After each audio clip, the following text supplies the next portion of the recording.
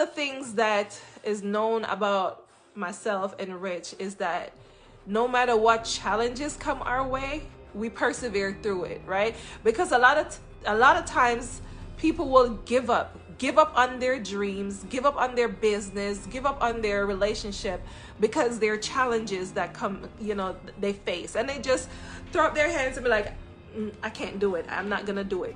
What if you had pushed through that challenge? Do you imagine like what would happen if you would have pushed through that challenge? If you had persevered and fight your way through it, you can you imagine what would have happened? What would have been on the other side of that? Right? I mean, some people, they start this business that I'm talking about, and they make it to the top in a year, 2 years, 3 years. It took us time, y'all. It took us around it was like 9 years, but we stayed in it. That's the thing. That's our message and our story. We stayed in it. Okay, we stayed in it despite of the challenges.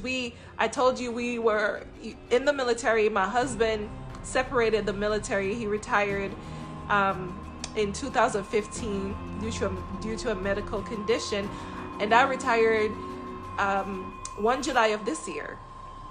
And during our military experience, we moved from location to location to location, and each time we moved, it's like it disrupts your flow, right? It's like you have something going for a few years, you develop relationships, you develop a routine and this and that, and then you have to like get up and move, and then you have to start all over. And so in our business, during the initial stage, I thought that was a huge obstacle, because I'm like, oh my gosh, we're gonna leave everybody we know. We don't know nobody at the new location that we're going to. Oh my gosh, we gotta start over and everything like that. And I just looked at it as a negative. I just looked at it as really an obstacle, like the glass half empty. I didn't see the positive in it at the time. I mean, and to a certain degree, some locations, I'm like, okay, new location, I'm gonna, experience a new culture, yada, yada, yada, right? When we moved to Japan.